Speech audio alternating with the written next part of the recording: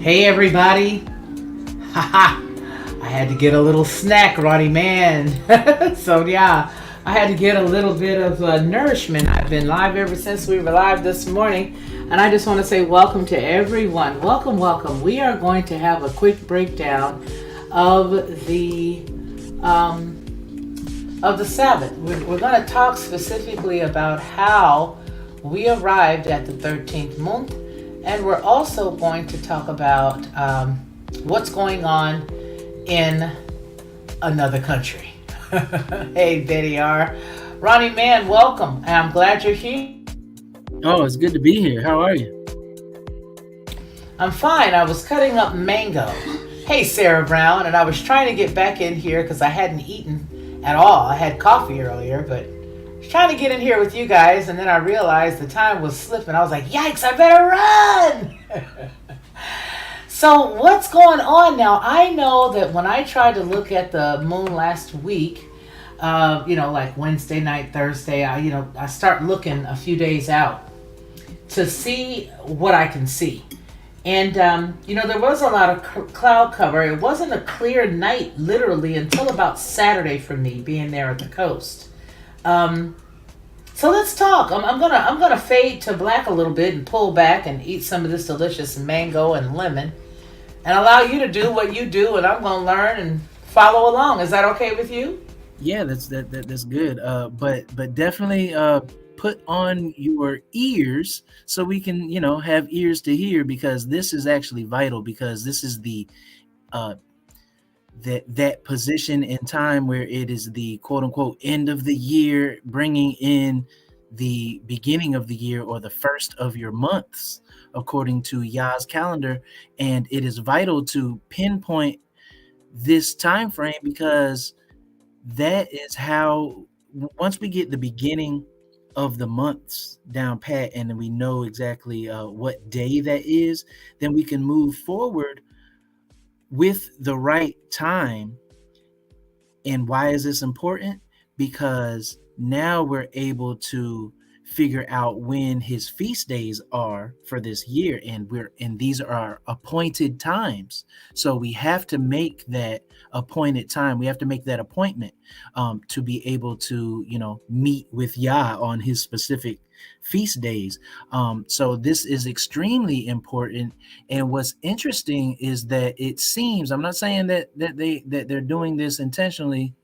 Well, I'm not saying that they're not either, but I'll say it like this: it seems that they throw a lot of confusion out there to get you to, um, first of all, not even acknowledge Yah's feast days, but secondly, for those who are making an attempt to acknowledge Yah's feast days, it seems like they're causing a lot of distraction and confusion as to uh, his people pinpointing when these days are, so we don't make his appointments for whatever reason.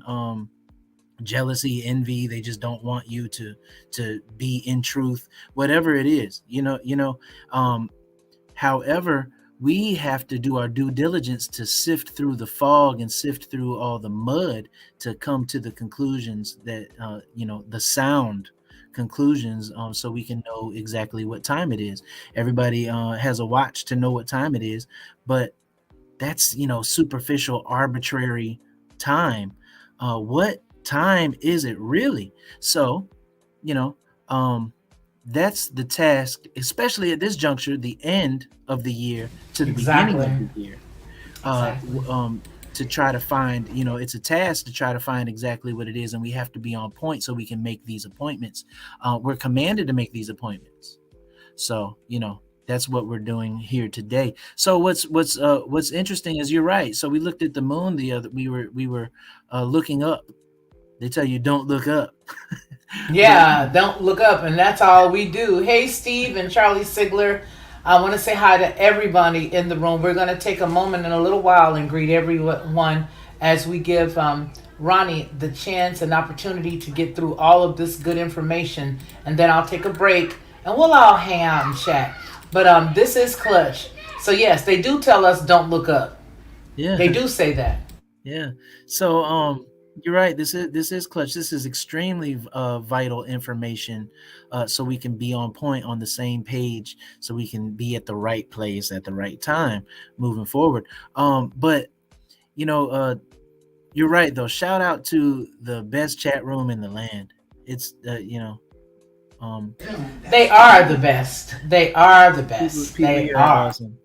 So yeah. So what's going on? What's going on? So you looked at the moon, or you were observing, trying to see the transition from the 12th biblical month to see if we were going to come into a new year, or if we were going to be extended out to a 13th month or what have you.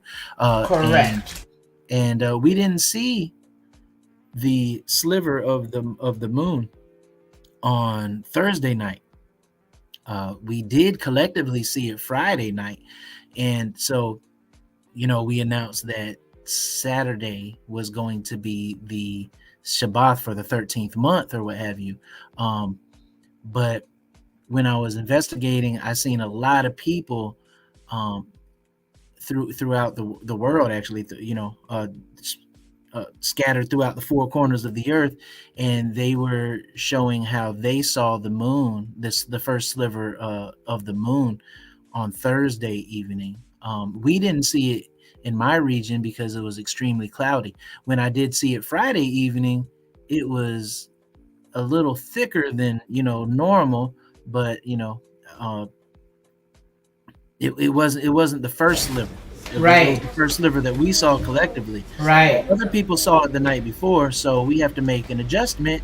And it's not Saturday moving forward; it's Friday. And as far as the live stream that is right now, is Thursday, March 10th. Thursday, March 10th, meaning that tomorrow will be the first Shabbat of the 13th biblical month. And you have to be able to make these minor corrections along the way. Right. Because this is the thing. Then you start to fall in line with the traditions of men. Well, we already started on Saturday, so we're just going to finish out on Saturday. That's not a healthy approach. You have to realize, oh man, we missed the mark, and then readjust immediately. Exactly. And the fact that we're still in our learning curve. You know what I mean? All of us are technically in our learning curve because all of our lives, um, we've done other stuff. You know what I'm saying? We've done a lot of other things. And so right now we are again, we always say this, we're in the practice dressing room. This is like the dressing room. And we're practicing because after this we're going to be doing this for eternity. And so it's a good thing. And none of this, I always say this, none of this took y'all by surprise. He knew we weren't going to be on point with it this month. But what it does is it sharpens us to prepare ourselves um, in the future. You Right, see what I right, mean? It just right. sharpens us. That's all. And it also puts us in a humble heart to be, to have the willingness to repent virtually immediately once you realize that you're in error. And then collectively, when we can do it as a unit, that's even more awesome. Well, it's awesome if the individual can admit that they're wrong and readjust. But this is the thing: if you are seeking truth, you have to be able to bend to the truth when it presents itself in your face. You can't you can't you can't uh you have to bow down to the truth and bend to it. You can't be like, well, I've already done it like this, and I've been doing it like this for the past 40 years. So this is just how it is. That is extremely prideful and arrogant, and it's not the stance that you want to present yourself in when you're face to face with Yah himself. That's scary. Well, Ronnie, I want to take a quick second because everybody's like, hey, nice thumbnail, nice picture of Ronnie. Hey, is that Ronnie Mann? Oh boy. Nice picture of you, Ronnie Mann. Love the smile. And then I think it was our brother Charlie says, good afternoon, beautiful people. Who was that handsome fellow in the thumbnail? And then about four laughs and says, hey, Ronnie. And that's my grandson in the background. But yeah. Steve, I know that you're probably listening, and we want to welcome you in. I know you're probably working while you listen, but that means that tomorrow, today, we'll have to get ourselves prepared for tomorrow. And this is a good thing. So it's the next 4 Fridays, right, Ronnie Man? That's correct. Including tomorrow. Okay, That's okay, correct. That's correct. okay. Of the Because 13th biblical of month. the 13th biblical month. And then the funny thing is like I said, when Jeremiah, my grandson, saw it Saturday, he looked up and it was thicker than the sliver. But to the baby said, "Look, grandmother, it's the sliver. It's the new moon." I think he said. I think that's what he said. And I said, "Aw, that's so awesome." I said, "Your Uncle Ronnie would be so proud of you." He goes, "I know." Yeah. He said, "I know." So yeah, so it's just, I think it's a great feeling to just relax and say, "Okay, we missed it. How do we miss it? Okay, we understand, and then we gotta get this one thing. Do Well, not let it be by accident. Don't let it be said by just happenstance that it's very thick whenever it comes to looking at the new moon or that sliver. Don't think that's by accident, because I've literally seen. As a matter of fact, I have a video where I'm putting together. I think it was on Friday, Ronnie, where there was nothing. There was literal purple clouds in the sky, and there was a bit of a shade of a moon behind it. So a lot of this stuff happens, and yeah, you don't forget you got an adversary. Go ahead, Ronnie. yeah, yeah, and it is important to make every attempt to be on point. Um, However, again, I'm restating, when you realize that you weren't on, you know, as on point as you could have, should have, maybe wanted to be, then you have to readjust accordingly. And being that tomorrow is Shabbat, I thought it, vital and important that we address this collectively, online or what have you, so we can all come to task, so we don't miss the designated rest day that Yah has given to his people. It is important, and we want to go. We want to finish this out. We're in the 13th month. We want to finish this out with the proverbial bang. Yes, yes, the bang, Yeah, do it the right way. the right way Because you got to finish. You got to finish well. You have to finish well. to finish And strong. so a minor hiccup, uh, it it forced me, just to give you some insight as far as how my mind works. It forced me to investigate and look further, because you don't want to assume that I always ask the question, how do you know this? Who told you this? These are the questions that I ask myself, and I ask others. Like, you have to question everything, and then you think that you know something. When did you learn that? What mindset? Like, how immature were you? Yeah, how who When, told you that? Yeah. but at what time frame in life did you learn that? So did you learn it with, do you have a different mindset now? Maybe you need to go back and reevaluate what you think you know. And, just living, you're going to get smarter, wiser, more knowledgeable. And then when you take another glance at it, you might have a different opinion of what you thought that you knew, and realize, wow, I didn't know that, or I see it, with a more clear lens now, and different approaches at different times. And as we grow older and wiser, we should reevaluate what we think that we know. Saying that, that's what I did, and I hate the fact that Rome has been consistently lying to it. We're living in a contrived paradigm. Um, and the reason why it works is because we all agree upon it. And we just take it for granted that it just is.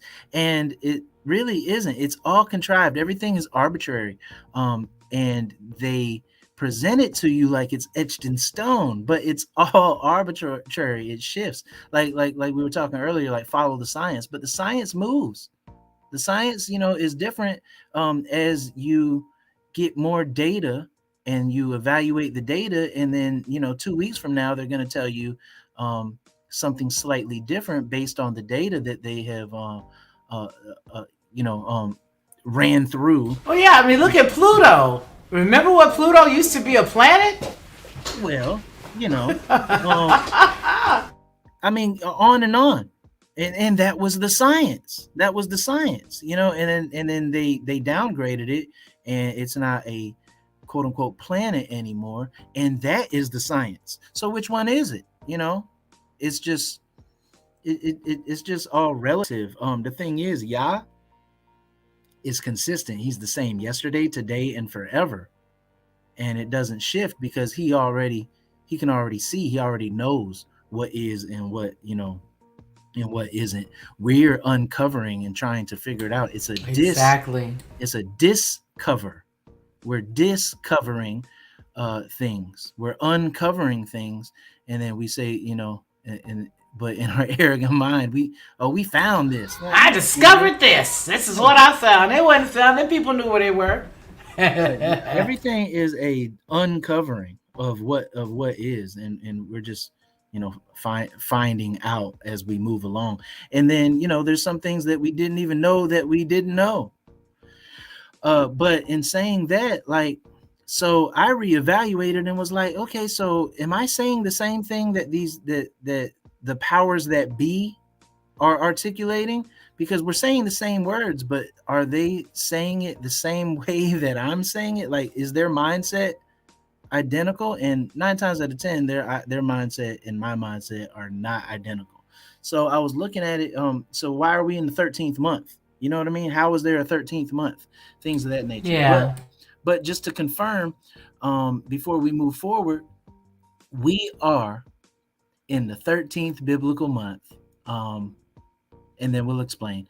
But this biblical month, this 13th biblical moon, the Shabbaths are going to be on the next 4 Fridays. Today is Thursday, March 10th, as far as being online right here, right now, meaning that tomorrow will be the first Shabbath of this 13th biblical month, and then proceeding will have an entirety collectively 4 Shabbaths moving forward, and they will all be on Friday, on Gregorian Fridays.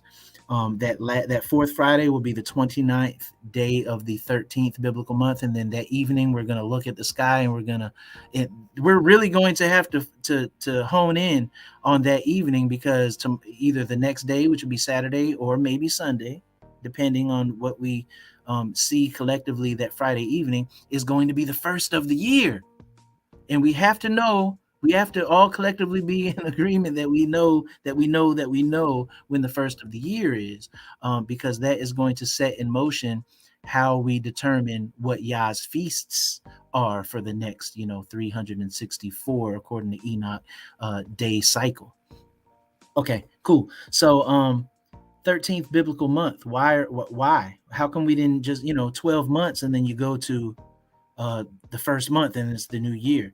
Why is there a 13th, and how is that implemented, and why is it not implemented sometimes versus why are we implementing it now?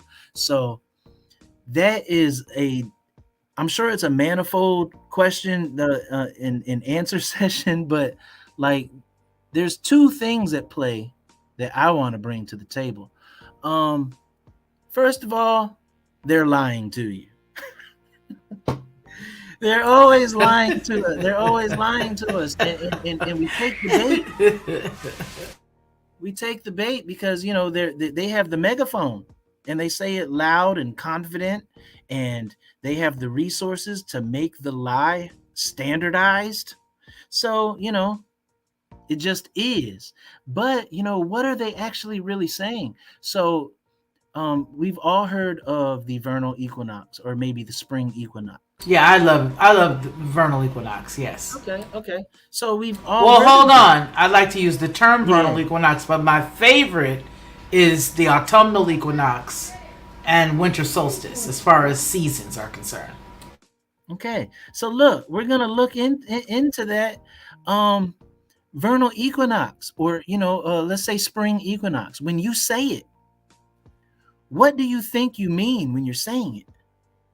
And then whatever it is that you think it means, does it coincide with the the biblical I'll say definition, if you will?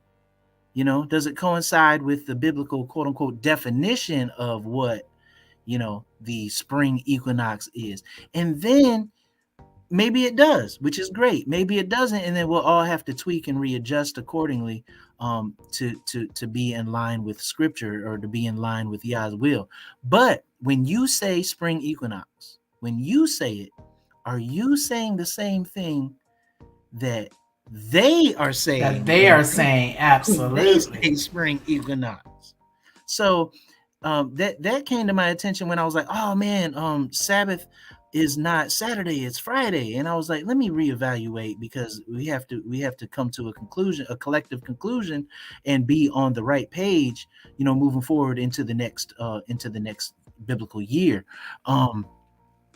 So I was like, let me see what I know and what I think I know, and is it what I know? And like, do I know this, or do I think I know this? So you know, I just ask basic questions. And when you ask basic questions, when I ask basic questions, I am astounded by the answers. So, what is the vernal equinox?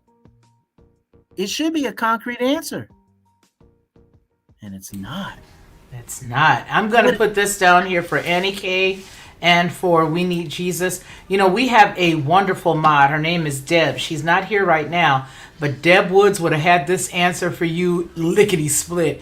This is the video that both Sonia Mann, which is Ronnie's queen, his wife, and I did a few months ago to help the wives, as well as single men or people who are just trying to understand how to prep for your Sabbath. So here is the link right here. I hope that you will find it useful. Go right ahead, Ronnie. I wanted to sort of address that while the questions were fresh in my mind as per the chat.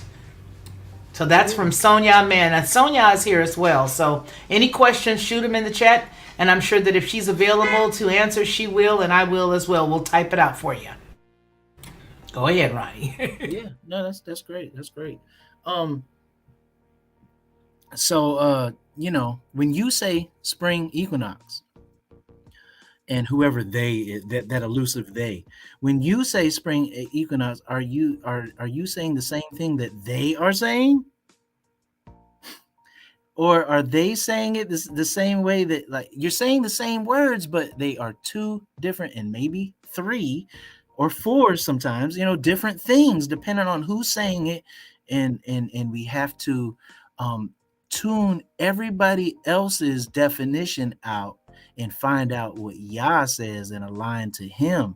Otherwise, we're going to get um, confused, and we're not going to be under his covering. So first of all, let's just talk about it. And this isn't like an in-depth teaching or per se. This is just, let's talk about it so we can realize that there's certain things that you think that that they're not saying it the same way that you perceive it as. And man, it's astounding. So spring equinox, right?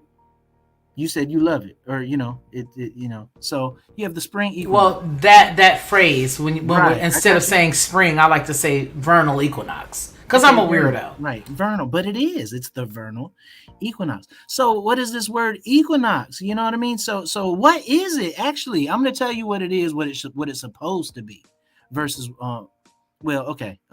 What it's supposed to be is equinox. It's equal. There's equal parts day and equal parts night. It is a 12-hour day and a 12-hour night.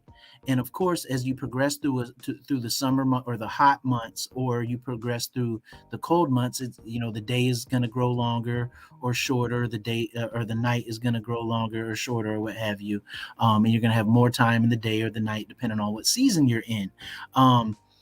The equinoxes give you an exact 12-hour part day and a 12-hour part night. Hence, equinox, the equilibrium, it's equal. So this is what they have contrived. It becomes arbitrary when you give it to the hands of Rome.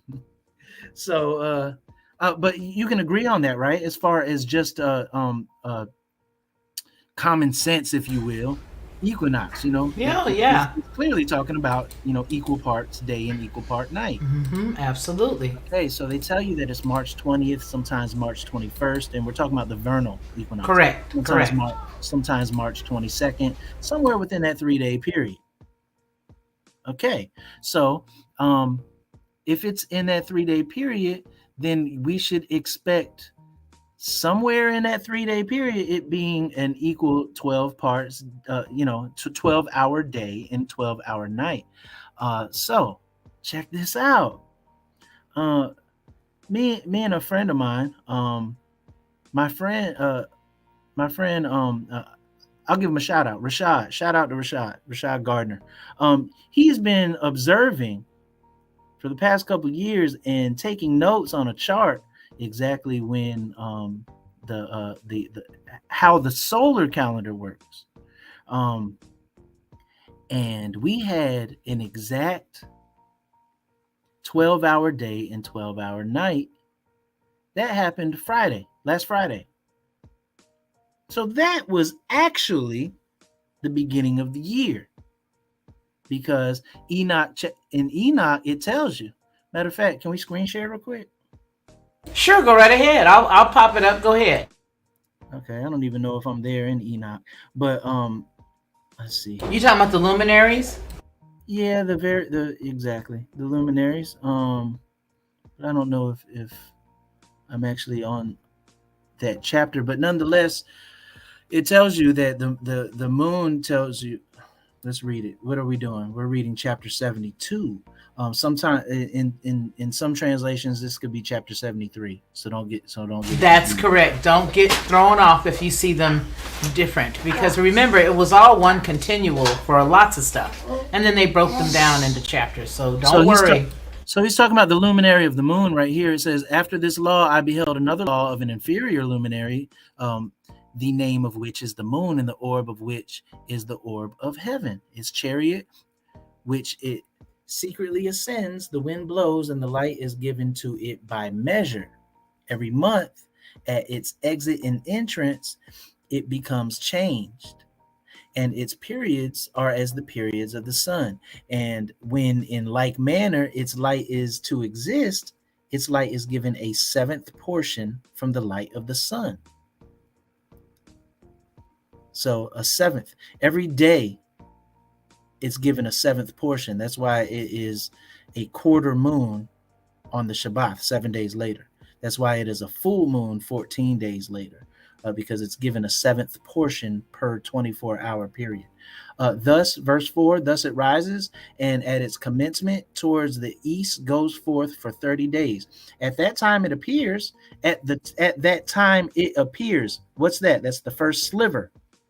When it appears, when the sun gives it its first seventh portion of its light, at that time it appears, it becomes to you the beginning of the month.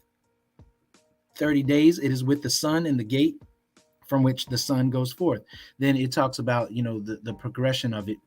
But I wanted to state that Enoch many moons ago already let you know that at the first sight of that sliver of the light of the moon, it starts the beginning of your months. I'll have to search for it. It's like 2 chapters back, I want to say, but nonetheless, it lets you know that that there's a day when the sun and the moon come out of the same gate, and on that day is the beginning of the year. That actually happens.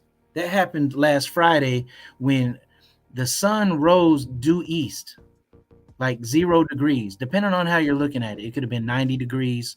If you're looking at it from the east, then it would have been a true 90 degrees when it rose on the horizon. Or if you're looking at it as 0 degrees, because east is, center, east is plumb, if you will, then it would have been 0 degrees. So depending on how you're looking at it, 0 degrees or 90 degrees, the sun rose due east, exactly east, 0 degrees or 90 degrees, depending on which way, like I said, how you're looking at it.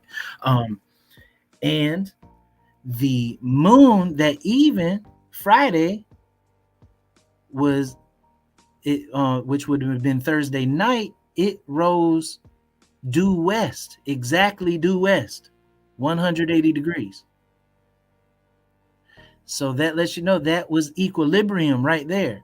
That happened Friday. So that was the first of the year. That was the first of the year. This is what's going on though. The reason why we didn't, go into the first of the year as far as the first month is because verse 4 tells you, verse 5 tells you at the time that it appears, we're talking about the moon, it becomes to you the beginning of the month. So we have to wait. We have to wait until, the moon gives her light. So that should have been letting you know that that was the first of the month. However, Yah tells us in Exodus that we have to wait for Abib, and we've talked about this on many occasions. In the land of that state of Israel or what have you, the barley harvest was not Abib. We're an agricultural culture, and matter of fact, let me pull that up. I'm gonna pull that up briefly. Give me a moment.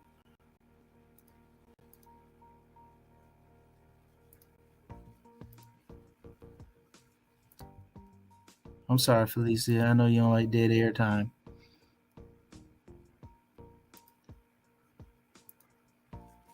And Yah spoke unto Moshe and Aaron in the land of Egypt, saying, "This month shall be unto you the beginning of months." You see that, right? This month shall be unto you the beginning. I see it. And it shall be the first month of the year to you. So we're talking about Abib. We're talking about Abib.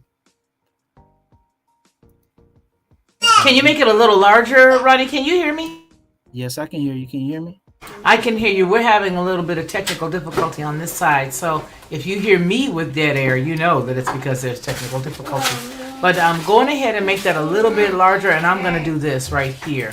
So we're still here. That should help out some. All right, so we don't have to make it bigger. That's perfect. So now we've got it where everybody can see it. Okay, look. So this says that in verse 2, it says, "This month shall be the beginning of months, the beginning of months, and it shall be the first month of the year to you." So what month are we talking about? I'm going to scroll down to verse 39 real quick. And hello to everybody. Ingrid Norman, I was trying to say hey to you. I know that you are listening, so just want to let you know that I said hey.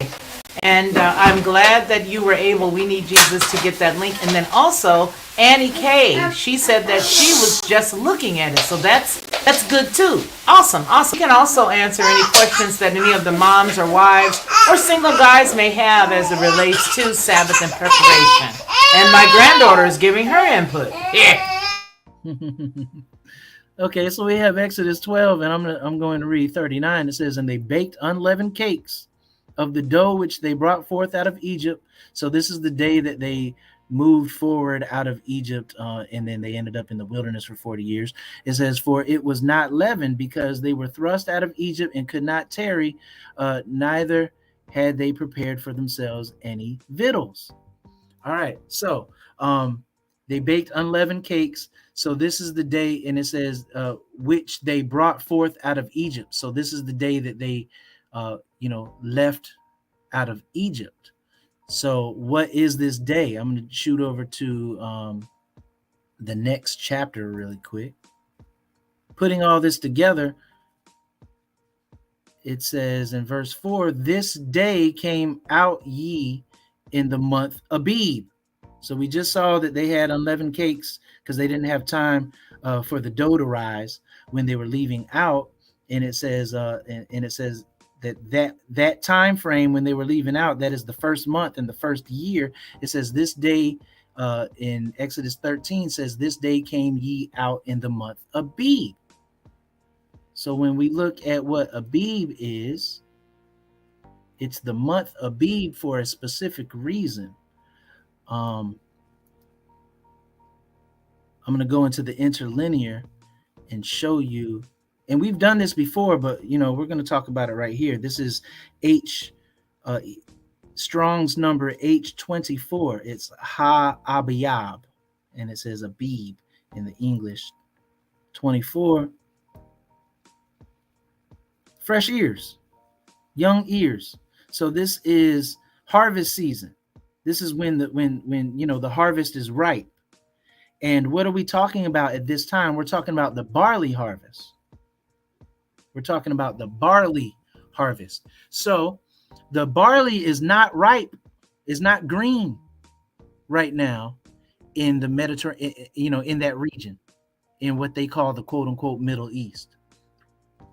Being that Yah has told us that the month of Abib is our first month, we have to look at the celestial. Now the celestial clock is telling us that we have started the new cycle. But then he takes it further and says, yes, even though you started a new cycle, your first month isn't until Abib.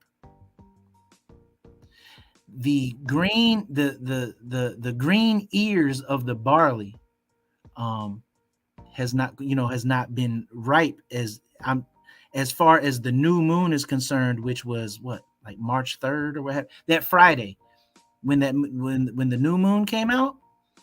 The barley harvest was not ripe yet, meaning we have to wait. And by next month, it will definitely be ripe, and then we can begin to harvest that. And that harvest is for the first fruits of Passover. And you can't have premature harvest. Absolutely not. You can't have a premature harvest. It has to be. Oh, that says you speaking a lot right there. Go ahead. And it has to be ripe. It has to be ripe. It's just like us. He's not going to pluck us up prematurely, because if he plucks us up prematurely, most of us are going to get burned in the fire. We're not ready yet. Amen. And we can't jump prematurely. This is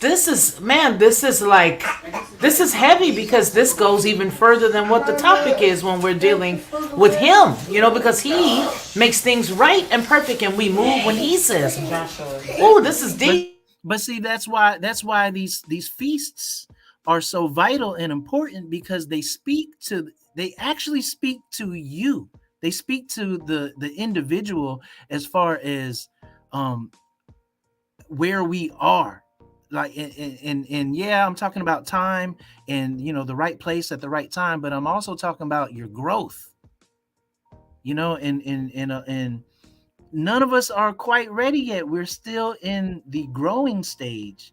And we think that we're better than this person, or we have it going on versus your neighbor or what have you, or we're striving to compete with certain mindsets or certain lifestyles and obtain this and that, but we're not at maturity just quite yet.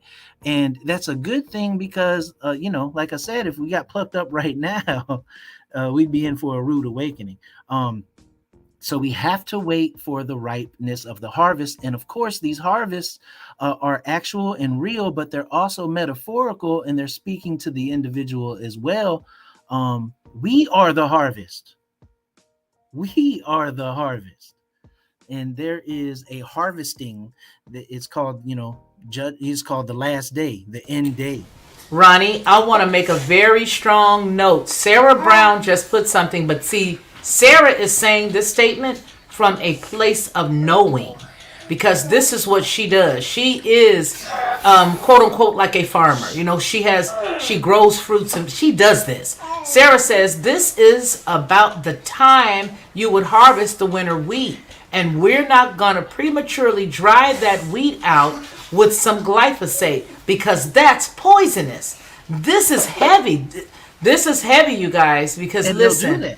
And they'll do that. And so that's why she's saying this is about the time you would harvest. Right now is about the time you would harvest it. But we're not going to do it prematurely and dry that wheat out with some glyphosate, because that's poisonous. Meaning, yeah, you could rush it in their life. This is for somebody, Sarah. You know what I mean, sister? You could rush it. Whatever it is that this person is trying to rush right now, whoever you are, you could rush it. And it just might look like it's going to work. But if it's not in Yah's timing, don't you move. Don't you do it. Absolutely. This is something. Go ahead, Ronnie. I'm sorry, Absolutely. But I had to say that. Good point, Sarah. But people will make if you're listening to people and the majority sounds convincing because it's the majority, and you're the oddball out. And no one wants to actually be that. Right. Nobody wants to be picked last for dodgeball. You feel like you're the odd one out. You want to be with everybody else. So even on this screen right here, if you look over on the right hand side, Exodus 9:31, it tells you, we'll just use the KJV. It says, "For the barley was in the ear," that's the lingo, that's the terminology for it. It was ripe for the picking. And you can't do it prematurely, but they're going to do it prematurely for production, for mass production purposes, which is economic. And that's the wrong motive. Your motives have to be pure. Your heart has to be, circumcised. It has to be contrite, and it has to be the right motive. You have to have a righteous stance. And if you're doing it for the sake of monetary gain, in the sense of the economics or whatever, why they prematurely dry out wheat and things like that, it's for the masses, and it's to keep productivity up. That's the wrong motive when we're looking at it through the scriptural the scriptural as well, but the spiritual lens. And if he said out of his mouth that the first month is Abib, you have to wait for Abib, then we should be waiting for Abib. Hence, we implemented a 13th month because the barley was not ripe for the picking in that region. And the reason I'm looking to that region, and why we should look to that region is because when he gave these commandments, that's the region they were in. And so we can't look at the barley in Texas, or the barley in in Wyoming or something like that, because that we're talking about different time frames, different places, and we have to be at the right place at the right time. Like that's we're talking about days later sometimes. So over there, it's a different climate. Over here, and then once again, to Miss Sarah Brown's point, the barley in Wyoming might very well be green and fresh, and it might be in the ear, proverbial in the ear. But that's because they're prematurely they're doing things to get this product out on, in a timely fashion, so they can, it's all about that bottom line number. That's what it's always about, concerning Babylon, the economics. So when we see it like that, we have to wait. That's why we implemented a 13th month. And by the time we come to this fourth Friday, quote unquote, Gregorian Friday, which is going to be Shabbat, the 29th day of the 13th month. Mm-hmm. And the barley will be ripe, and then that will be the first fruit, and we can present, we're actually the barley, metaphorically and realistically, but the actual real harvest barley, we can present that as first fruits, and it'll be pleasing to Yah, and we won't be uncomfortable with not with premature barley. Like, no, my barley is well, my barley looks good and it's ready to be presented to Yah, your Elohim, your creator. So we're waiting for that. May I ask a quick question? If you do have a chance, if Sonia's up to it, I'd like to see if, after you're finished presenting, that she may not be able to maybe share some tips, maybe one or two quick tips that she didn't say on the last video, things that maybe she wished that she had said, to share with everybody. Just maybe one or two words. That's all. I'll just put that out there. Okay. So let's look into the spring equinox, because so that happened, right? Remember we were talking, that happened Friday, and don't take my word for it. We've been observing, behind the scenes, we've been observing, and many conversations has been had, and to the point of frustration, even in trying to figure this thing out and being on point. But don't take my word for it. And since you can't take any man's word for anything, you have to observe. So start now so you can know next year when the sun and the moon is going to be exactly due east and due west, respectively. You know, because that is going to jumpstart the celestial year. So so as far as the vernal equinox is concerned, technically and specifically and directly, that was the vernal equinox. That was equal parts day and equal parts night. Absolutely. And that happened last week. They tell you that it's what? Uh, this year, 2022, Gregorian 2022, they tell you that it's March 20th. Why? Where did they come up with that date? Are they just bold-faced lying? No, they have a different chart. They have a different method. That's what it is. However, equinox, the etymology comes from a Latin root which means equal. Equinox is actually two words: equal meaning equal, and nox meaning nighttime, night. So equinox is the night being equal with the day. It literally is 12 hours day and 12 hours night. They don't look at it like that. They take it and make it something else. So what is it? Let's just talk about it. I have some things pulled up or whatever, but let's just talk about it. Their spring equinox, whoever they are, They know who they are. because who put it on the calendar that it's March 20th? Whoever they are, those people. Like, who has the authority to do? Who's the one in authority to be able to tell you that it's March 20th, and then collectively that's just what it is, and that's what they feed the masses, and that's just what it is. Whoever those people are, they tell you the spring equinox is March 20th this year. Why? They're going off the Greenwich Meridian. They're going off of the Greenwich Meridian, which is not the celestial calendar, which is not equal parts day and equal parts night. So, it's quite amazing, actually. Matter of fact, I'm going to screen share.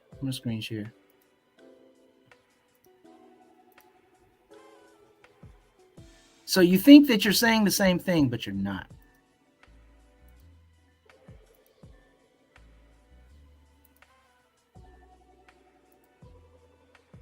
Okay. I probably need to blow it up a little bit as far as the words. So the equinox, spring vernal, Greenwich time. So what is it? Let's look. So the Greenwich time, that's GMT time. Greenwich. Yeah, Greenwich. That's like sandwich without the M. Yeah. So what that is the prime meridian. That's the prime meridian, where as far as longitude is concerned, that is 0 degrees. That's 0 degrees, but it's arbitrary. They made the longitude line 0 degrees right above Greenwich, England. Right where Greenwich, England is. Why? Because we're in a European power structure, and Greenwich, England is where they said is ground zero, is 0 degrees. So since they said it, it must be true, because they run the show. It tells you that this is and what am I on? I'm on Greenwich Mean Time. So Greenwich Mean Time. So when you see GMT, like right here, I don't know if you can see my cursor or what have you. GMT, when you see what time it is, and then it tells you GMT, that's Greenwich Mean Time, and it tells you based on Greenwich Mean Time when the summer solstice, when the summer and winter solstices are, and when the spring and autumnal equinoxes are. And it tells you that the equinox, look, 2020 in 2022, GMT in parentheses is March 20th. And since they tell you it's March 20th, you assume that it's March 20th. But it's not. That happened last Friday. They're going off of GMT. So this is what's going on. When the sun hits rises at the equator or what have you at 0 degrees longitude, that's going to have in 0 degrees longitude is Greenwich is 0 degrees is where Greenwich is, Greenwich, England. That's when they tell you that the spring equinox is. But this is the thing, Greenwich, England, they made that the prime meridian maybe like in the 1880s. Like, that's relatively new as far as, and then on top of that, we're not even in Greenwich Mean Time anymore. So I see Greenwich is just going to be your February, right? Well, it's called Greenwich. It's Greenwich. It's Greenwich. Greenwich. And when I look at February, no, that's February. That's not February. It's not February. It's February. It's February, this is Greenwich. Greenwich. This is absolutely Hey, Greenwich. Robert. Hey, Robert. This is absolutely Greenwich. Well, Robert has something to say. They pronounce it Greenwich. Okay. Well, I'm sorry. And who's that? Robert Ingram? Robert, yeah, I say February. Robert Ingram says that's where the Greenwich Observatory sits at 0000 is London time. That's where he London is. Time. Yeah, London time. Yep. In London, the Lords of London, they rule the show. Pretty much. They rule the whole show. So yeah, they say February. They don't say February. I don't know a lot of things, but I know that they don't say February. It is February, and it's spelled Greenwich, but they pronounce it Greenwich. Just lazy tongue, I imagine, or what have you. But yeah, so this is Greenwich time. This is Greenwich Mean Time, and the sun, is rises on the horizon right at 0 degrees prime meridian Greenwich time, London time. Therefore, that is equilibrium. But that's not the case. It's arbitrary. It's arbitrary. They invented this.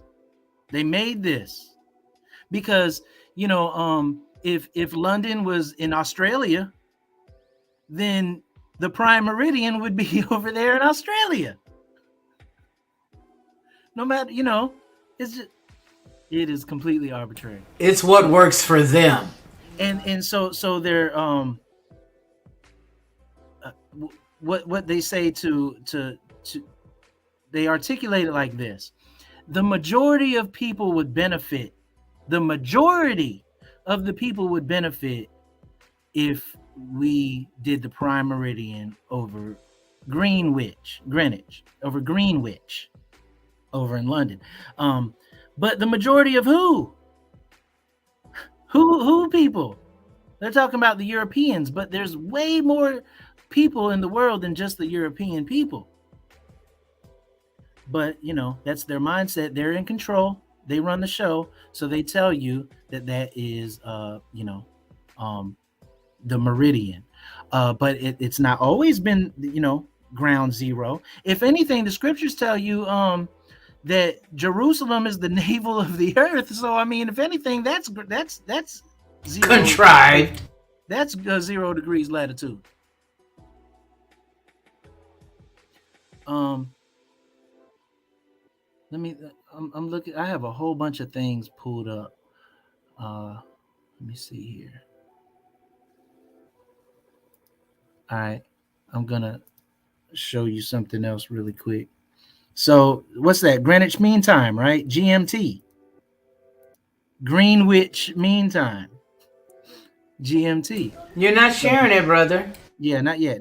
I'm talking about what we just looked at. Okay, right here. okay. Okay, it's up now.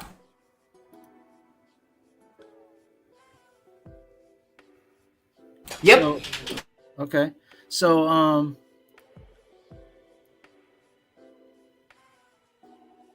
this is the time that we're actually on right now. Man, I'm sorry. It's okay.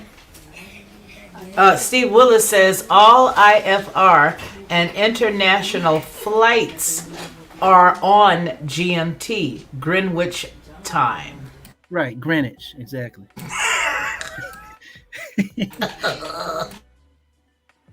Okay. Right. And so but that is the collective understanding that they standardized. The National Geographic Society. So they had to make a standard, and that was the standard that they created. Yeah, check this out just to add more to the confusion, because yes, the prime meridian is in Greenwich, and everything is constructed around that being that 0 degrees longitude being plumb, if you will. I'm sorry, Yeah, because my radio ears are just over here burning. I'm like, well, come on, say something. Well, what I want to say while you're doing that is, We Need Jesus says, I feel like I just woke up in the pot and jumped into the frying pan. There's so much I don't know and not doing right. And then she goes on to say, oh, is it a play on words meaning Greenwich? And also, wasn't there a movie about a prime meridian meaning the reincarnated Merlin of something? And then she says, wow. The Sorcerer's Apprentice. Anna Kay says, we need Jesus. The important thing is that you keep trying. Oh my, if I could just put something on a t-shirt, it would be that. That is what it would be, that you just keep trying. We've listened to some of the errors that I've made. I've been pretty transparent. And I'm not going to jive you. I'm telling you right now, I have. So you're in good company. We need Jesus. Don't worry, you're in good company. And what Anna Kay has on the screen is exactly right. Okay, Ronnie, I see it. Prime Meridian, National Geographic Society. I see that right there. So we're at .org. We're at the National Geographic Society. Their website, and we're not going to click on it. We're just going to read the blurb right here. It says the prime meridian is the line of 0 degrees longitude, the starting point for measuring both distance both east and west around the Earth. Check it. The prime meridian is arbitrary. By their own admittance. That's like when we were talking about when we were talking about gravity, and then when they put it on the table, they were like, well, we don't necessarily measure it because we don't know what it is. They don't understand gravity. They don't understand it, so it's one of those things. It's arbitrary. They don't know it. They just throw it in there because they feel like they've got to, since somebody made it up. This is what it's going to be today. But as far as current events, so if the King of the North took over the world right now, whatever he implements, that would be the prime meridian. That'd be the standard, right? That'd be the prime meridian. And you know what I'm saying, King of the North. Okay. Yeah, I got you. I got it. Hey. Yeah. So that would be the prime meridian, whatever he implements. And if he said, we'll keep it but he's definitely not going to keep it at Greenwich in London. It'll be. Now you're gonna bring it closer to him. Right. Closer to the east. and so it would be. It's arbitrary. It's whoever wins the war, whoever is king of the hill. So let's read over here on the right hand side. Same cat that writes history. Over here on the right hand side, prime meridian is a line of longitude in a geographic coordinate system in which the longitude is defined to be 0 degrees. Together, a prime meridian and its anti-meridian, which is the opposite, which would be the 180th degree in a 360 degree system, form a great circle. This great circle divides a spheroid into 2 hemispheres. If one uses directions of east and west from a defined prime meridian, then they can be called the Eastern Hemisphere and the Western Hemisphere. So check this out. Uh, for Earth's prime meridian, various conventions have been used or advocated in different regions throughout history. Completely arbitrary. The Earth's the one that is standardized right now, the Earth's current international standard prime meridian is the IERS reference meridian. It is derived but differs slightly from the Greenwich meridian, the previous international standard. So in our lifetime, we have already gone through 2 standards of prime meridians. Yep. So that's what they base the equinoxes on. It is not a true equinox as far as a 12-hour day and a 12-hour night. What it is when it rises over their 0 degree parallel, or not parallel, but longitude. So please understand that there is a significant difference in what you're saying versus what they're saying, even though you're saying the exact same words. Yeah, it's their meaning. It's what do they mean behind it. Yep, I see. So I'm sitting here waiting on March 20th as the standard, and I'm so glad I looked into it. The reason I looked into it to the degree that I did was because, there was a hiccup, and I was like, okay, Sabbath is Saturday, but in actuality, it's Friday. And I'm like, okay, this is vital information because this is the beginning end. This is the point where, it ends the year and begins the year. We have to know that we know that we know that we know that we're on point. And that glitch, that minor hiccup brought me to this. And I'm like, oh my goodness, I know what I'm saying when I'm saying, equinox, but they're not saying the same thing. And they're implementing what they have made standardized. And it is completely contrary to the celestial time clock that Yah has orchestrated and ordained. And I'm like, man, we can't go off of nothing. We can't go off of anything that they say, even if they're and they're not maybe they are, maliciously lying. I don't want to say that, but what you don't have to. I will. They maliciously lying. And I could and I can see that because they don't want you to be on point with the appointed times of Yah. Hence the heavy cloud cover whenever we're looking for the new moon.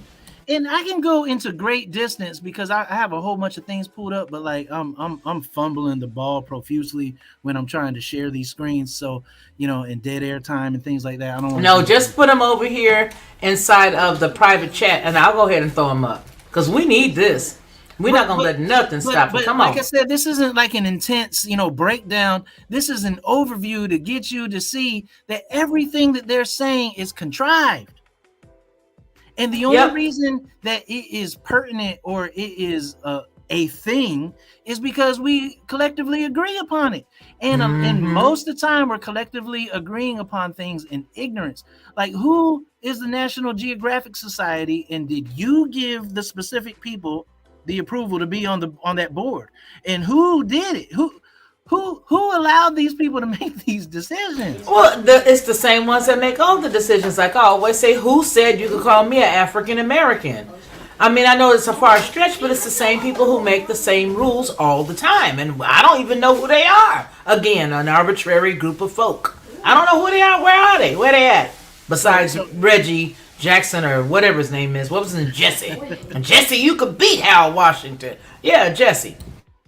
Right. You're right. It's the same people.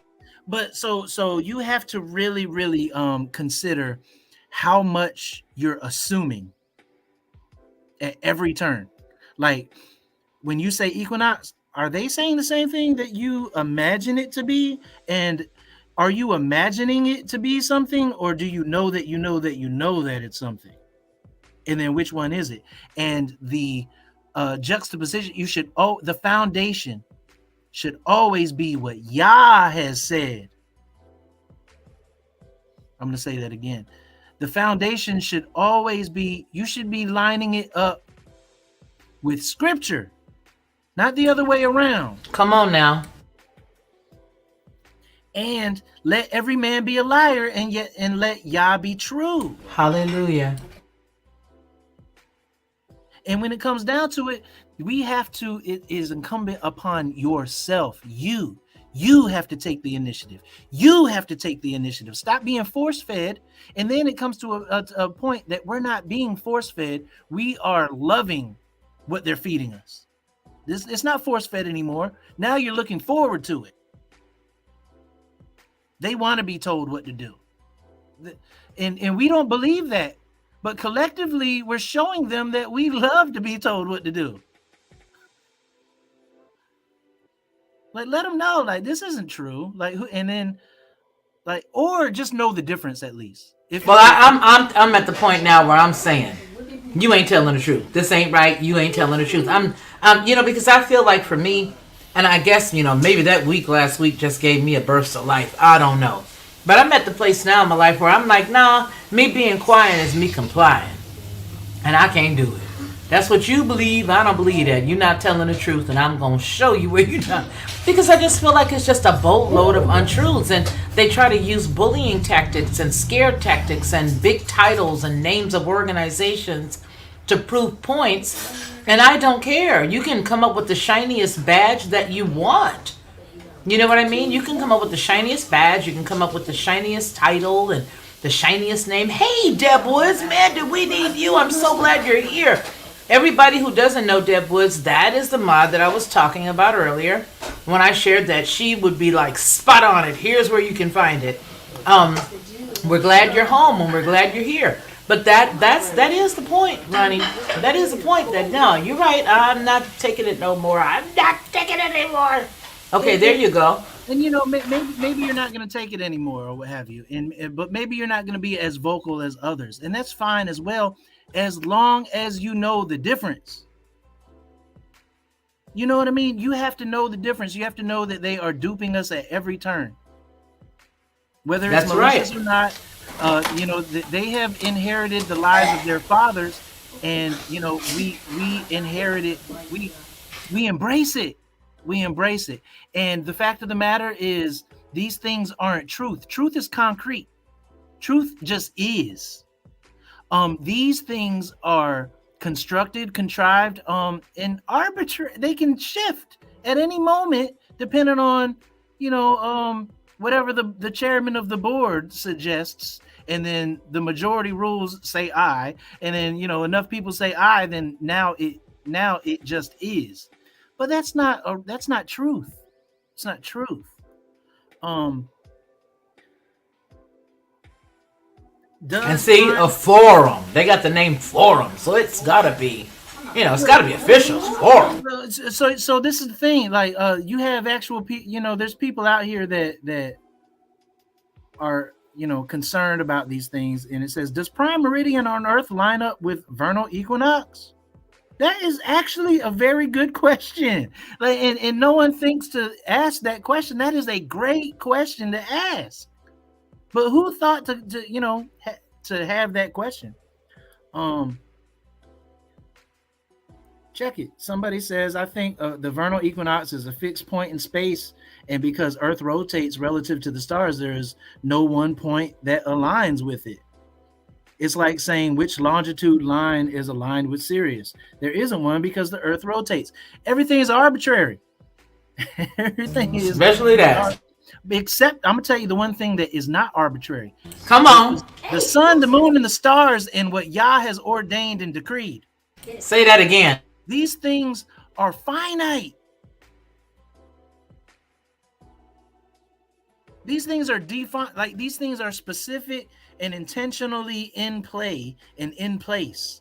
And what are they? They're markers to let you know the sun, the moon, and the stars, and Yah's word is, was, and is, was, is, and is to come.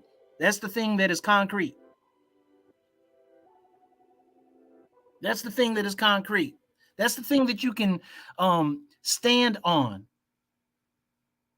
and know that you're not going to fumble, you're not going to wobble. Like, it is secure. That's the foundation. Anything else, you go with the science, next year the science is going to be different.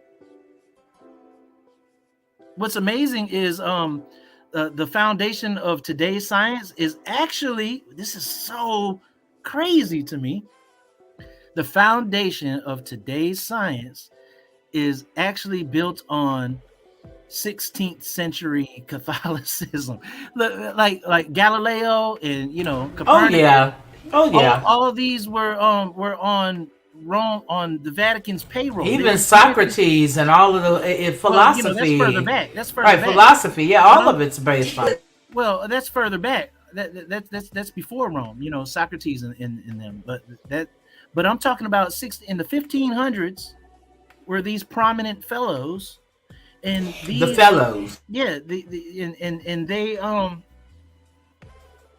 are the crux. They're the foundation of modern science, and they were on the Vatican's payroll. They were scientists for the Pope. All of them were based in Catholicism. So it's astounding. You have people that science versus religion, but science is religion. Science is the language of man-made religion. Man, it's profound that people don't realize this, or they tune that portion out, or they don't put two and two together. Something. But yeah. And what I said might have been controversial, and it will cause a stir. What I just said, but it's the truth. It's the truth. They were all scientists for the Vatican. And whatever. So they was on their payroll? Yeah, absolutely. And whatever the Vatican approved is what went forth. So what's the question? The question is, does prime meridian on Earth? And what's prime meridian on Earth? That's Greenwich. Line up with the vernal equinox. In February. I'm talking about the true equinox.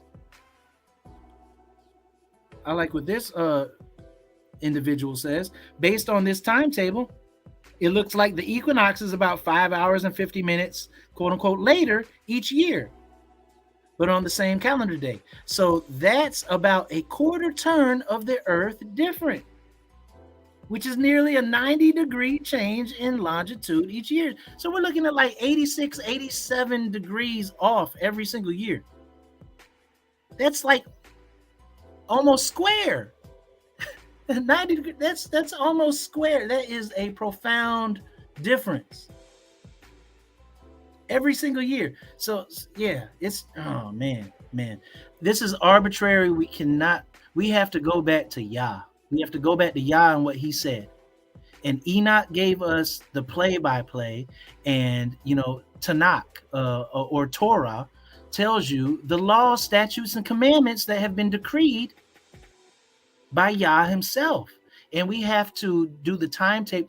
Daniel tells you that the beast thinks to change laws and times and laws. Why are those two things put together in the same sentence?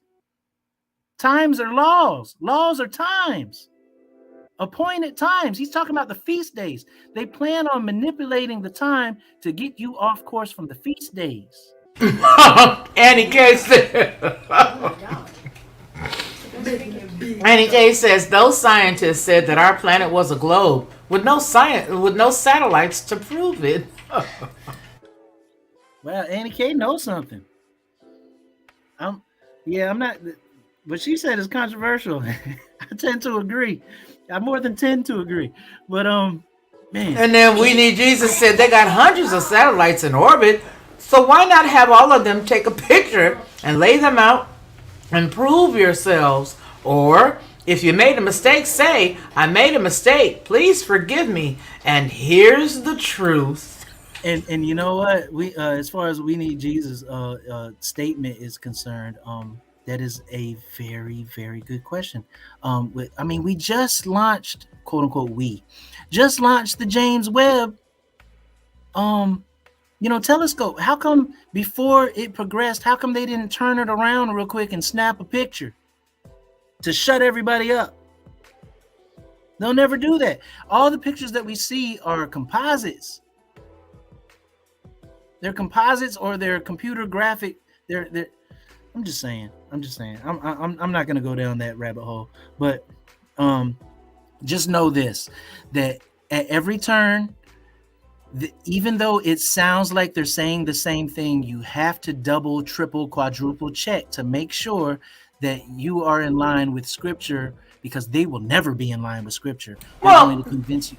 Also, no, go ahead. They're going to convince you. No, they're just going to convince you that, because they have the megaphone, that what they're saying is right. And then remember that some who have the megaphone, they're pagan, and there's a purpose for them keeping their stuff the way that it is. I'll just let that sit right there. Yeah, so I mean, this talk is just to have the conversation, to know that it is up to us, the individual, to seek Yah's face and to be at the right place at the right time at the appointed time.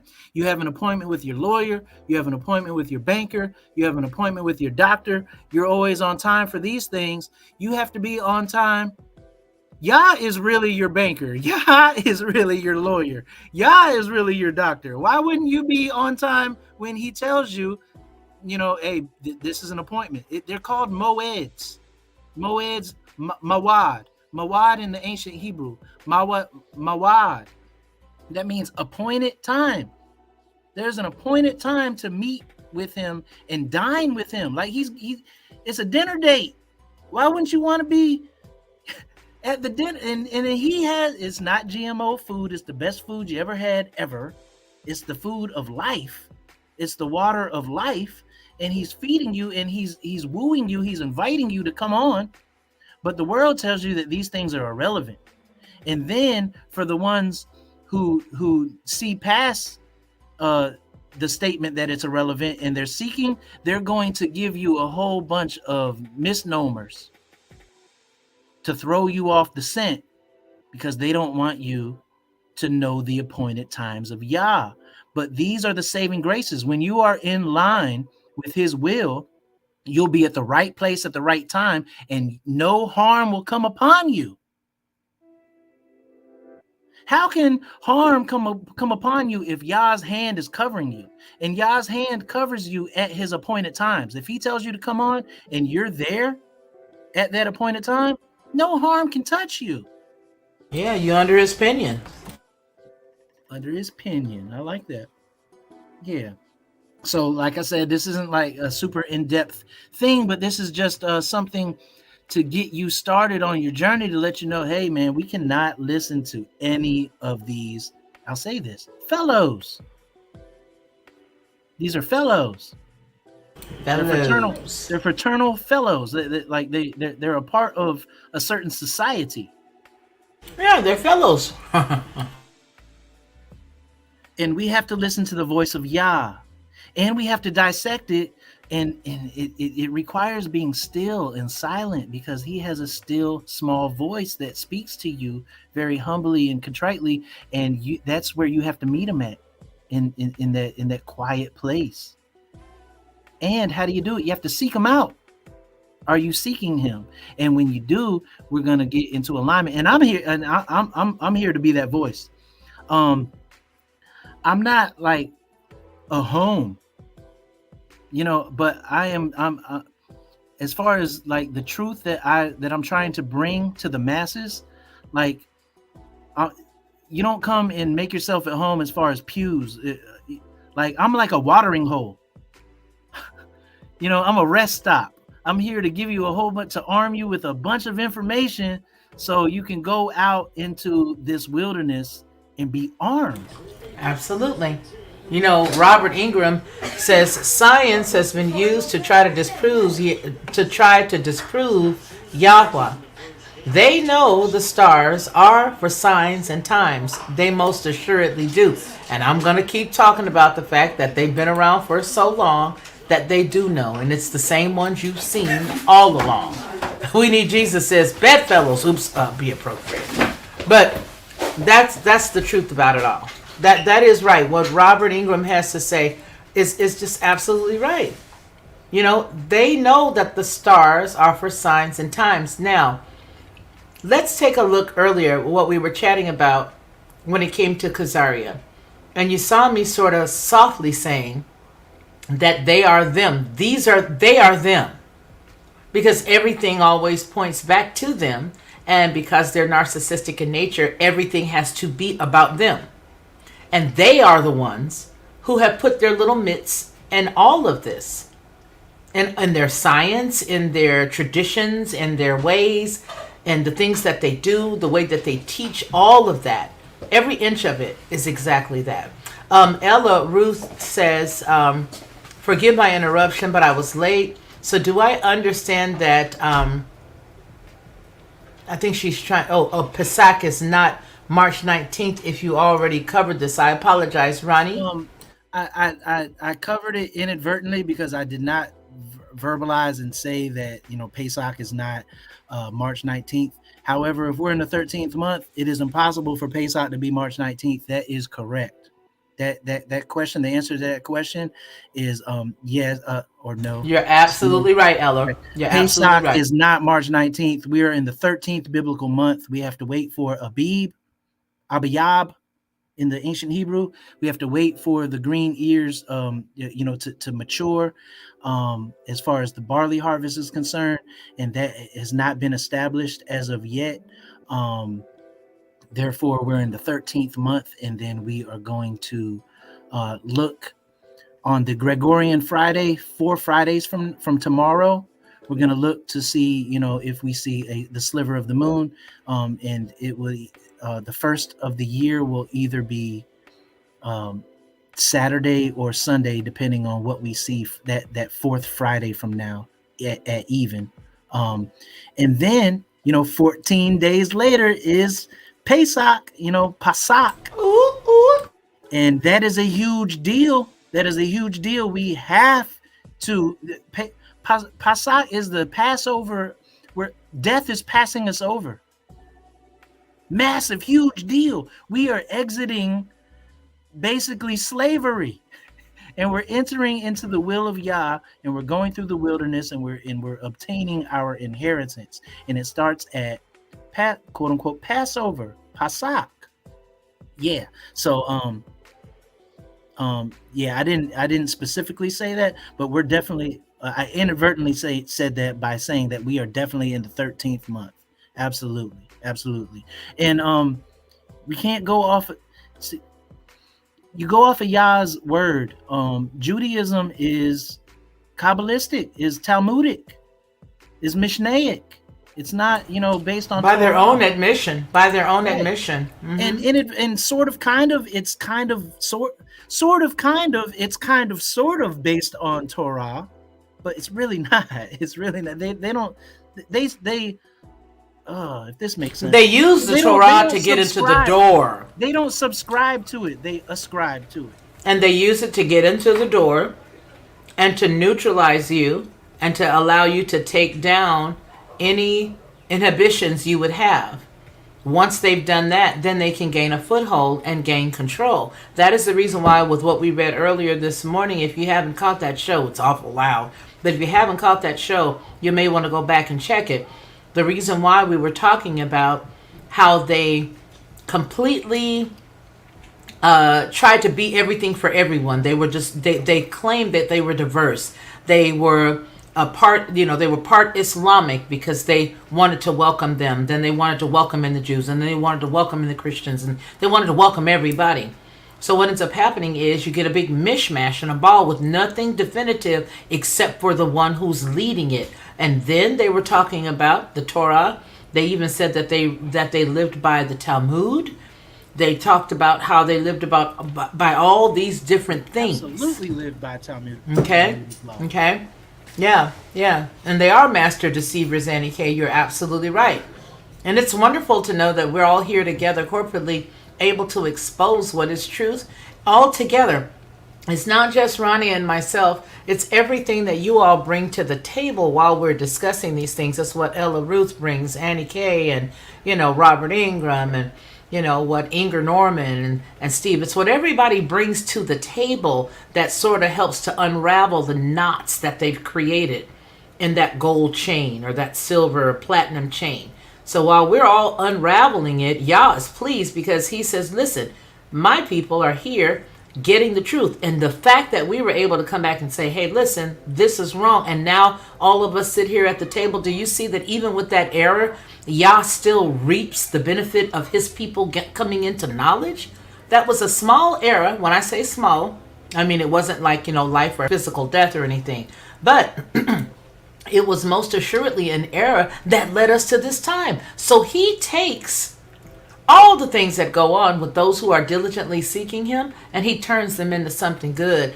We Need Jesus says, can I share the email of the people holding Pesach in April 15th through 24th in Lebanon, Missouri to the group? Yes, send it to me via email, and I will definitely do it. And that's at Felicia at FeliciaLockhart.com. Certainly.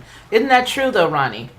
Absolutely. Can you hear me? I don't know if I muted or not. No, you're fine. Okay. Yeah. I wanted to land me back on what I was saying. Like, I definitely view myself as a watering hole, as a rest stop. When you, for example, there's people in Lebanon, Missouri, or what have you. Definitely get in where you fit in with like-minded individuals.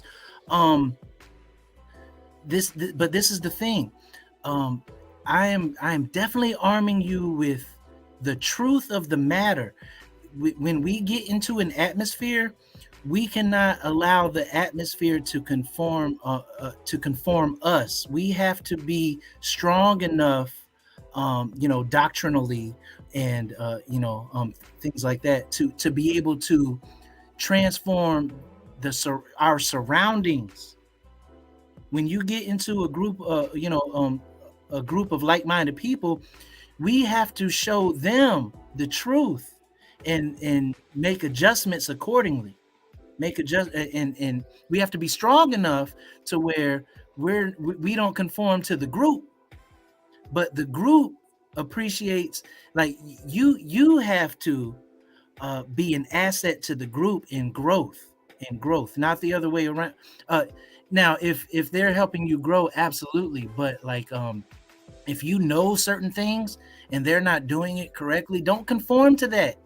Be the voice. Be like, hold on now. We have to investigate. We have to look further because maybe we're off. And please take that into consideration. That is vital.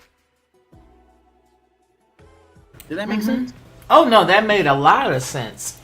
That made plenty of sense.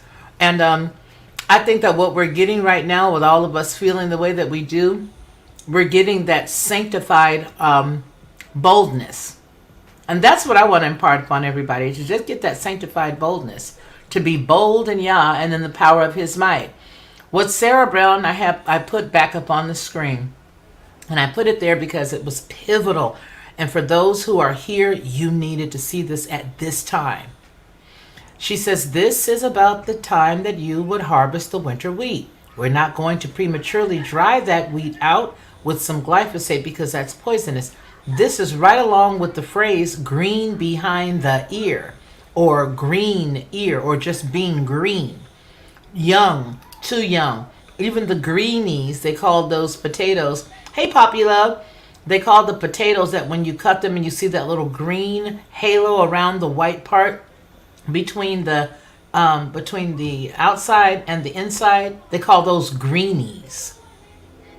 Don't you know those are the worst potatoes that you would ever eat?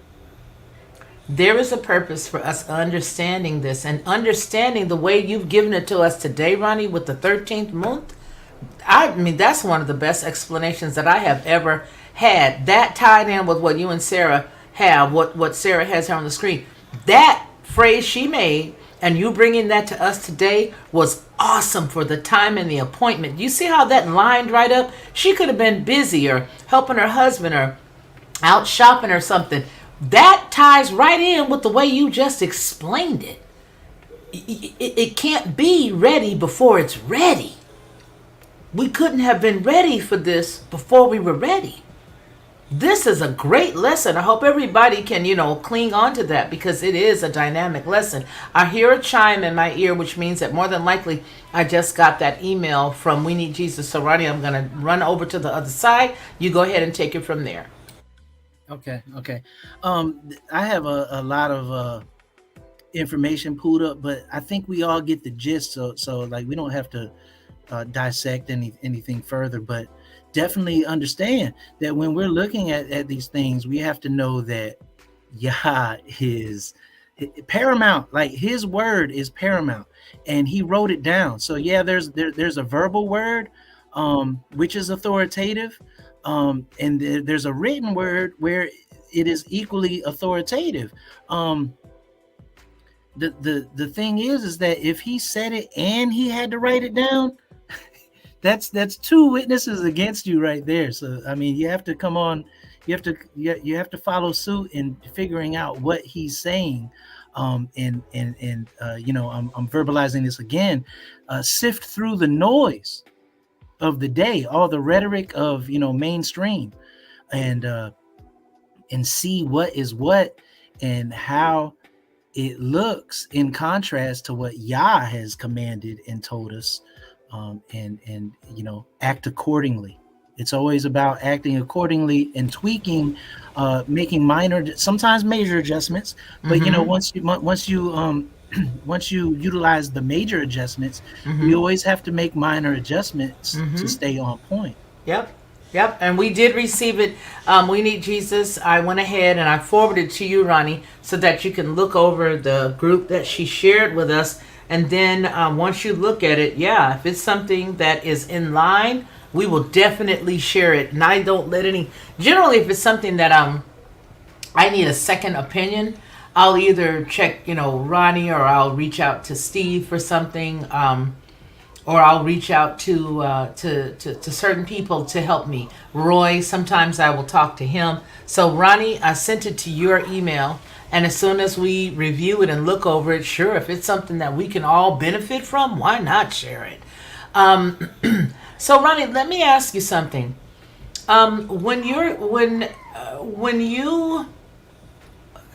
When you consider these two, there's going to be two feasts that are going to run straight together, right? Aren't there two feasts that run together, one after another? In this, It depends on what you're saying when you ask that. Uh, there there's Passover, and collectively the whole entire week is called could be called Passover. But then mm-hmm, there's the Feast of Unleavened Bread. So that starts on the 15th day of the first month, and then Passover starts at even. But like I said, the umbrella of the whole entirety of the 8 day uh, that celebration, if you will, that time frame, that appointed time, is called Passover collectively. But you have Passover itself, which is that evening where death passes you over. Then the next day is the Feast of Unleavened Bread. mm-hmm. So they sort of run right together, like you said, that 8 day. Now I remember last year it was really rocky for us, but it was so exciting and so fun. And I say that because yeah, you learn what you're not gonna do, right, Sarah? Unleavened bread. You learn what you're not gonna do. You learn what you can try. You learn what you cannot try. You learn what you shouldn't do. And I think this year will be better for all of us who we were all together last year. I think that was hilarious, especially for us. But yeah, I think it's great, and it's gonna be awesome. It's gonna be fun. I think once you come through it this first time, you will really begin to see it in its entirety. Now, Ronnie has something here that he's gonna share with us, and we're gonna go ahead and take a quick look at this and going ahead and check it out. What you got on the screen, kind sir? Ronnie Mann? Ronnie Mann? Oh, I think we lost him. He's muted. Oh, he muted himself. Oh, Okay. pardon me. Pardon. No, I I'm was like, going to bed. hey, how you Okay. doing there, Yeah, pardon Aurora me. Pardon me. Borealis? Love you, precious.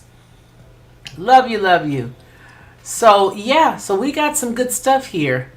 Go on ahead, Ronnie, and share this with us because Well, this was this the is very good. first. This was the very first unleavened bread, if you will. The Okay. feast, and this is how it manifested. Because when when it's time to roll out, it's time to roll out. You're not grabbing your coat. You're not grabbing. We're heading out. We're heading them up and we're moving out, and that's it. Or you're gonna miss the appointed time. There's a window, and we have to go. And this is what happened. Like there, it says. I'll read the NIV. It says, with the dough the Israelites had brought from Egypt, they baked loaves of unleavened bread. The dough was without yeast because they had been driven out of Egypt and did not have time to prepare food for themselves. And then you can read multiple accounts as far as different translations or what have you. But this verse really explains. There's many places where it's explained, but this is a good verse that lets you know this is the first unleavened bread, and this is the reason why when they headed out, they moved out in a hurry. Well, I said to everybody the other week that I wanted for Sonia to share with us, because I said I was going to ask her for her recipe because she makes her bread. I'm not eating no more of that old dry matzah again. That was terrible. I don't care. That was really bad. So I want Sonia to share with me or whomever, all of us together, of that recipe, because you showed us the table spread beautifully. And I want to say hi, especially to Aurora Borealis 77. I was thinking about my dear sister and really sad about Bettina. I just get like that sometimes where I just think about her. And that is how I know Aurora Borealis 77. And I was thinking about her. I was thinking about you the other day. So it's really a pleasure and a very good treat to see you today. But Sonia, we're going to need you, sister, to tell us that. I'm going to need you to tell us that because this year I'm making sure that there is nothing with leaven in it at all in the house. You'll find that you're going through cupboards and cabinets and you didn't realize you had so much leaven in the house. You're like, yikes, I didn't know that flour was self-rising. I thought I only had this kind, or I thought this, or I thought that. And so you find yourself pulling a lot of stuff out of the house that you didn't need anyway. Okay, so whenever she's ready, when she's ready, I want to chat. Well, let's talk about the metaphor right there. So what it is we're getting the leavening out of our lives. So so this is very good because what we're doing, we're seeing that we are in the first week of the 13th, the first Shabbaton, which is English week or what have you, of the 13th month. That means we have about less than 6 weeks to prepare for Passover. This is huge. I'm so excited. Yes, I'm very excited. So we have less than 6 weeks. We have 5 weeks to be ready. So do some keyword searches, figure out what this is and what Passover is. We'll speak on it because we're approaching it. So that should be the subject matter as far as what the time. Give them food in due season at the appropriate time. So we should be talking about Passover because this is the appropriate time. And this is the thing. We're getting rid of the yeast. That is a metaphor for the sin. But we're also commanded to literally do it. What we're doing is we're doing what the forefathers did. And when we do it, when we're actually doing it, there's so many nuances that you start to realize, like, wow, like you're actually doing it. You're physically getting the yeast out of your house, and then you can see how that parallels with the work that you literally should do to strive to keep the sin out of your life as well. So you have 5 weeks. Eat all the yeast up that you possibly can, because I was about to say that you don't want to waste. You don't want to be wasting the food. You know what I mean? No, don't waste your money. Y'all gave you that money. If it comes time, throw it away, toss it away, and do it with a whole heart. Do it happily. Like, throw it away, get rid of it. But cook it. You have 5 weeks to. But I'm saying, like, if you decided to do it, like, I know if you decided to do it too soon, but or too late or what have you. But we have 5 weeks. Like start to utilize all the yeast possible, so you're not wasting it come time to get rid of it. But it tells you, the New Testament calls it Preparation Day. On that day, which is the 14th day, we got to get rid of all the leavening in the house, all the leaven in the house. So utilize all of that stuff right now. Just cook it up, eat it up, and to where you don't have a It's whole gonna be lot a of lot stuff of to good throw old away. gravy. A lot of gravy. Yeah, you don't have a whole lot of stuff to throw away when it comes time.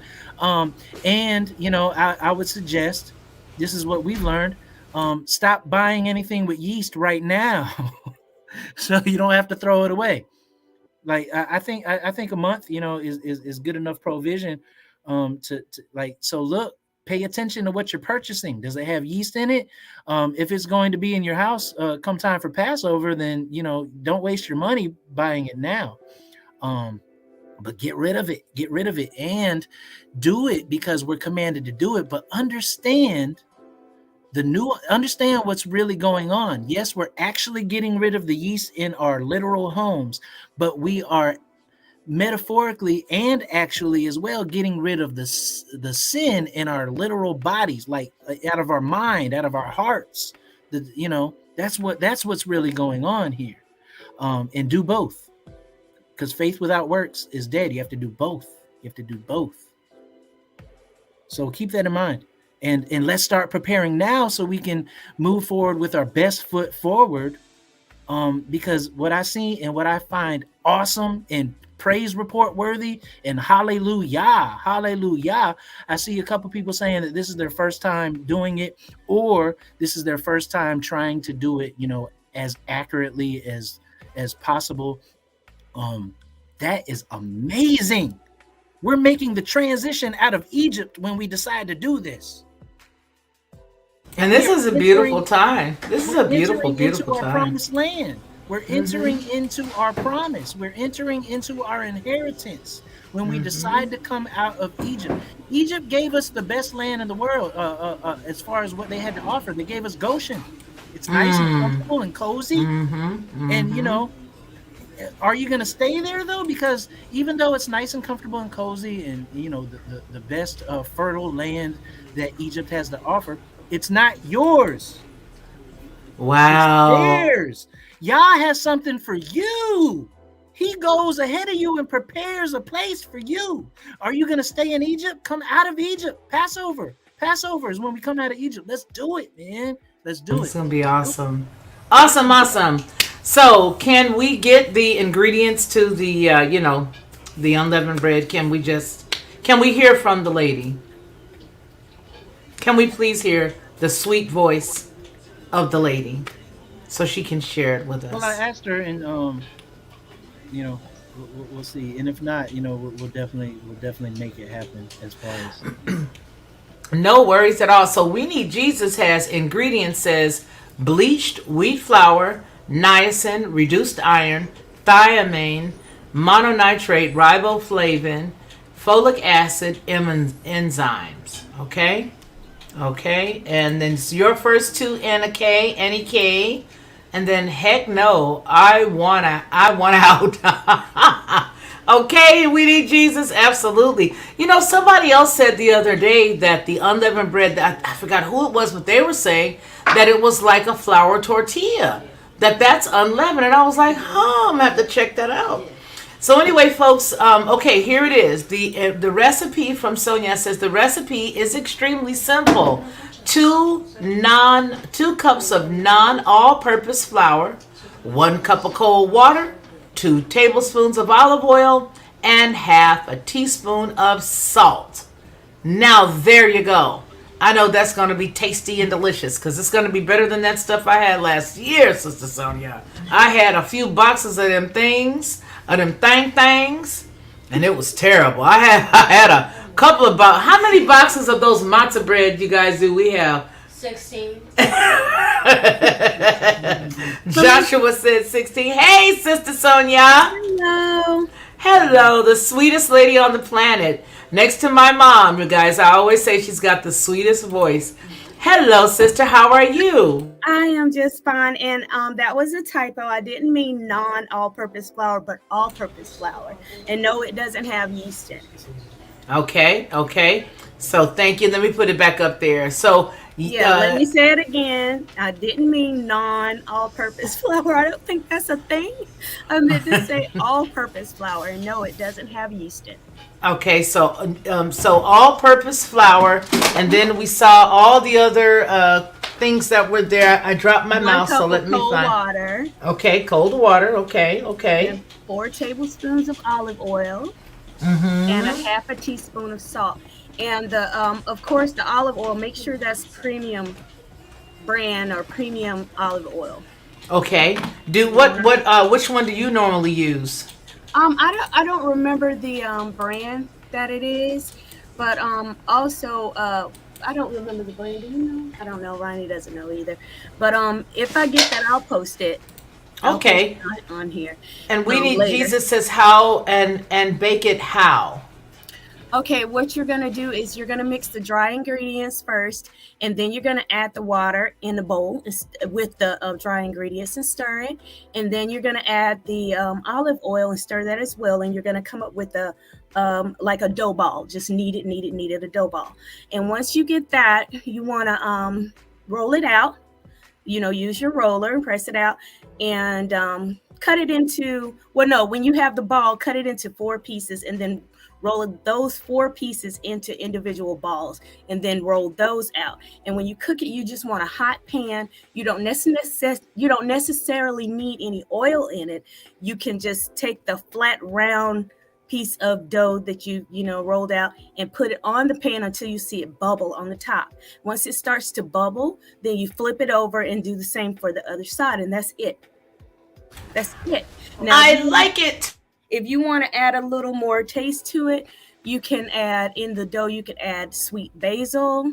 You can add little chopped pieces of onion. But if you think about it, the people, I don't think they were adding things to that dough.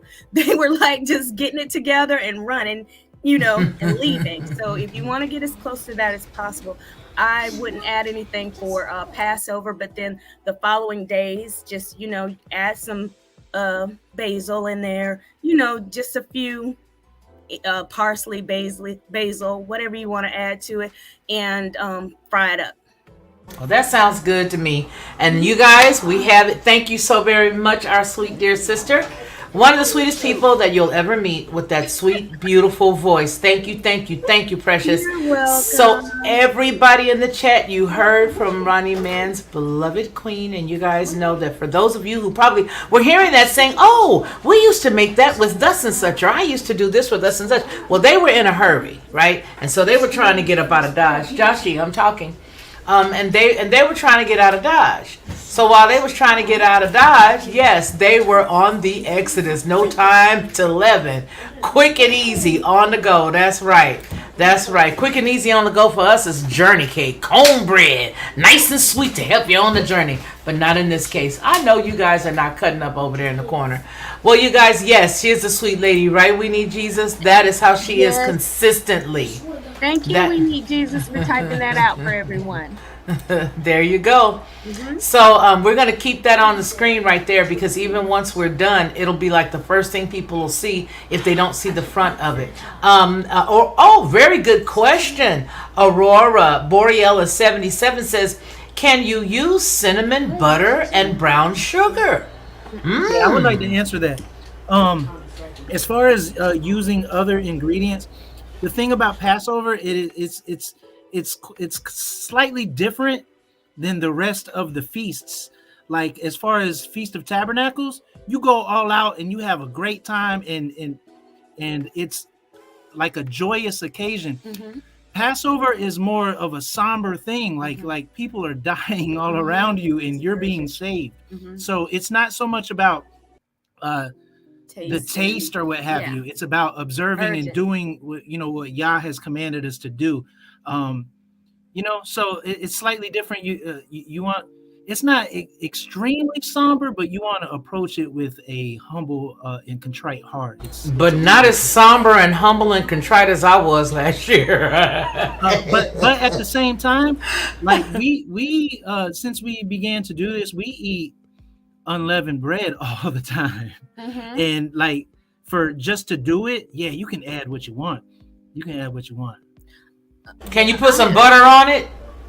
I'm gonna tell you what we do, and then you can do what you want to do. But we usually don't do like the dare try to add butter and things like that. But we do make a dipping sauce. Okay. Well, can I say something? Yeah, just go real quick? ahead. Okay, so listen, that recipe that Sonya shared, you're gonna find out it is awesome. Like, you don't really need all these other things. But tell us about the dipping sauce, Ronnie Mann. Okay, so it's really just olive oil and what do I like? Herbs of Provence. Herbs de Provence. And sometimes I put a little thyme in there, and And I maybe definitely add the basil in there. The basil I grew myself. So, yeah. Oh, she grew herself. Go ahead, old girl. You sound like Sarah Brown. But herb de Provence and Basil. and some oil, Pink salt. some olive oil, and a little pink salt. Himalayan salt. I'm looking at mine right As now. far as a dipping sauce, and that's all And you it's need, and delicious. it's so It really is tasty. Very good. Well, that sounds Okay, good. so tell them what you do for unleavened bread the next morning. Who, me? Yeah, tell them what you do. Oh, I take the unleavened bread. Oh, look, he's just smiling. Y'all should see him because Okay. Yeah. We want to see the grin. we do like to buy the different cheeses, and I take which cheese is it that I use for the Gruyere. Gruyere. Gruyere. Cheese. And that's his favorite, isn't I it? put that on top of the unleavened bread, and I put some. I chop up some peppers, red peppers, green peppers, not bell peppers, but those sweet peppers. I cut those up and Yellow, put those on there. Yeah, the yellow, orange, and red peppers. And what else? What else though? I'm trying to remember what else that I put on it. Maybe Or some is that it? mushrooms sometimes. Maybe Yeah, some I do put mushrooms. some mushrooms on there sometimes, and just toast it in the oven. Toast that whole thing in the oven. When you take it out, it is delicious. Very nice. I think you guys are the cutest couple, and I want to thank both of you guys for joining us today. Thank you for coming on and sharing this with us. And I think everybody here in the chat, if you guys are anything like me, you're uber excited about this whole thing, and I know that I am. And I want to thank both of you guys. We're coming up on 1 hour and 51 minutes and 45 seconds, and it doesn't even feel like that. So if you guys have any other things that have worked for you, for those folks who have done this before and you want to share it, please email it to us and let us know, just as our friend We Need Jesus did. And as well, hey guys, knock it off. As well as We Need Jesus emailed us, and then with the way that Sonia just shared, it's all about a community, and that's exactly what we're building here. That's why this is our assembly, and this is our assembly channel. And so you guys send anything that you want, let us know, and we'll post it and put it out there, and we're just gonna all look forward to growing together and having it Yah's way. How about that? Sarah Brown says it's super cute. He sounds just like my hubby when he talks about my cooking. It's our love language too. Super sweet, y'all. Yes, they are. Thank you, Sonia from Marty Lauderdale. You're welcome. Well, as far as moving forward, moving towards Passover, let's have a lot of conversations actually, within this next 5 weeks, so we can be on point and as accurate as possible to be pleasing unto Yah. Because there's some things that people do that is not biblical. Like there's a Seder, there's a Passover Seder. What is that? And where? Like that's Judaism. We do what the word of Yah commands us to do. We don't do the traditions of men. And you have your shofar too, right, Ronnie? Oh yeah. I know that last year, I think it was Mom Bear, Pop Bear's husband, had his shofar, and he was blowing it, and she came in and shared that with us. Those are the kinds of things that we like to hear about. We love to hear about your experiences. It gives others faith. It gives everybody else the ability to know that, hey, you know what? It's just about relaxing in Yah and having fun and doing as he asks us to do. So she came on last year, and she just basically, not on the air with us, but she did give us a message in the chat that said her husband was getting his shofar already and was blowing his shofar. So it's things like that we really want to know about, and that's what we want you guys to share, so that each person that's listening can gain faith and can gain strength at the same time, and that's what it's really about. It sharpens the faith muscles of others who are trying it the same way that you are. Yeah, that part. All right, so Ronnie, would you like to add anything before we leave? No, I just hope that this has been extremely helpful as far as dissecting why we're in the 13th month. Explaining the difference between what these meridians are versus what the 12-hour uh, equal parts day and night is versus what we're saying versus what Yah's saying versus what they're saying, and we have to dissect it to come to the conclusion that Yah's word be true. Yah's word be true.